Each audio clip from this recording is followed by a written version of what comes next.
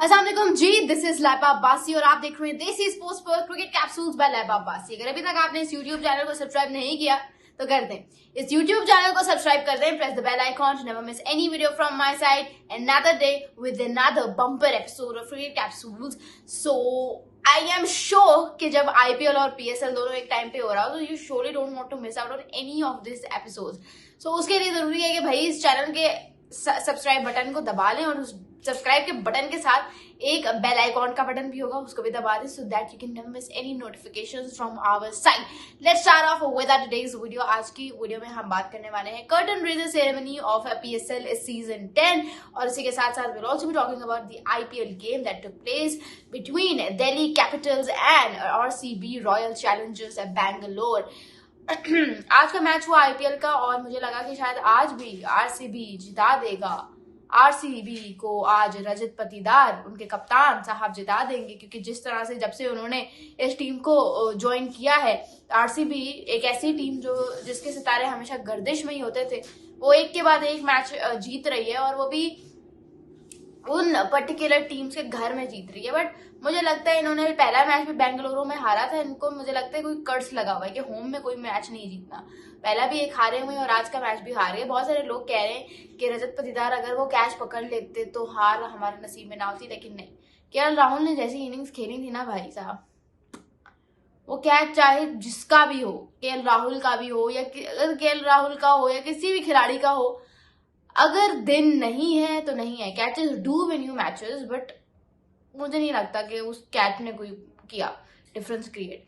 KL Rahul ने अपना तरीका बदला है नहीं, उनका एक मेंटल बैरियर था जब खत्म हो गया कप्तानी छोड़ने के बाद। जी बिल्कुल बिल्कुल सही सुना आप लोगों ने। एक मेंटल बैरियर जब होता है ना आप पर, और तब आप नहीं कर सकते। बाबर आजम को ही देख लो, कप्तानी से हटे हैं, एक के बाद एक 50 आ रही है उनकी बायलैटरल्स में। केएल राहुल के साथ भी ऐसी नहीं, उनकी टेक्निक हमेशा से ऐसी ही थी, ठीक है, तेज खेलने वाली। जब वो कप्तान थे तो उनको हमेशा अपनी टीममेट्स को बचाना होता था और उस स्लो खेलने के चक्कर में उनका अपना स्टाइल बैटिंग करने का कब खत्म हो गया या कब कहाँ गायब हो गया उनको पता ही नहीं चला। ये सीन था केएल राहुल के साथ। लेकिन आज उस बंदे ने जो इनिंग्स खेली है, इससे पहले भी जो चेन्नई सुपर किंग्स के अगेंस्ट मैच था दिल्ली कैपिटल्स का इन चेन्नई, तो फैफ डू प्लेसिस जो है he was not available for the game, तो KL Rahul was asked to open the innings for Delhi Capitals और उस मैच में भी केएल राहुल ने जो है ओपनिंग करते हुए he made 77 runs off 51 balls.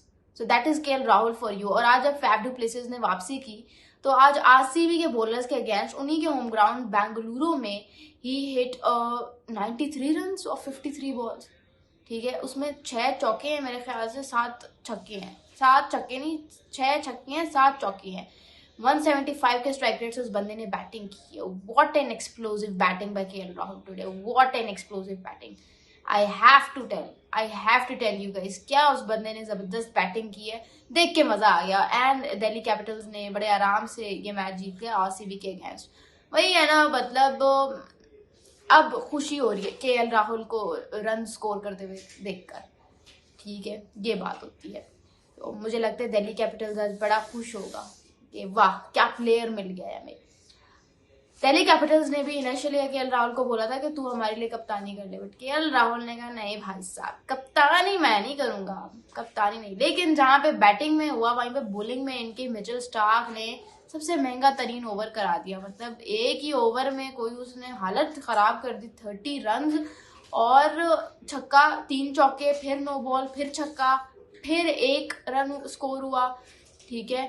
ये करते कराते कब उनकी कश्ती डूब गई कि मतलब this was the fastest team 50 in IPL 2025। So Mitchell Starc was very expensive today, very expensive especially in that one particular over. To talk about the curtain raiser ceremony, उसमें तो भाई जर्नलिस्ट ने जो तीखे मिर्ची सवाल किए हैं ना हमारे खिलाड़ियों से। पहले तो ये बताओ, ये मोहम्मद रिजवान क्या घर के किसी ड्राइंग रूम में आए हुए थे, क्या करने आए हुए थे मोहम्मद रिजवान?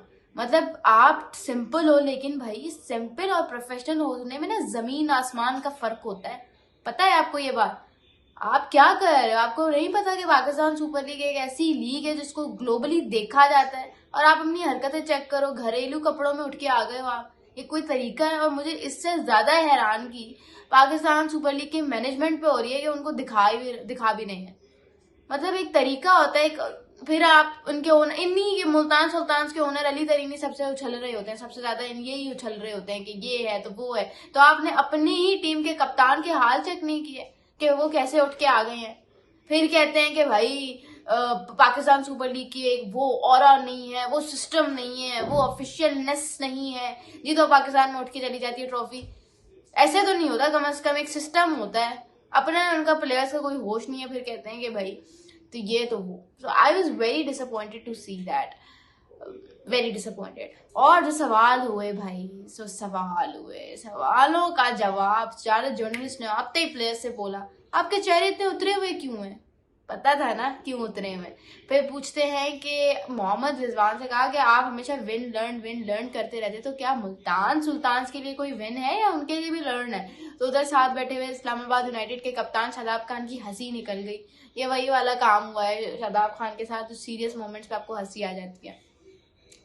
बाबर आजम से सवाल हुआ कि आपकी बल्लेबाजी, मतलब क्या लगता है आपको पाकिस्तान क्रिकेट टीम कब बल्ले से जवाब देगी? उन्होंने कहा आपको सारे जवाब ग्राउंड में मिलेंगे, मुझे लगता है इस दफा। तो ये जो है कुछ बातें थी जो बड़ी मजे की हुई कर्टन रेजर सेरेमनी में। I thought that I would love to share it all with you.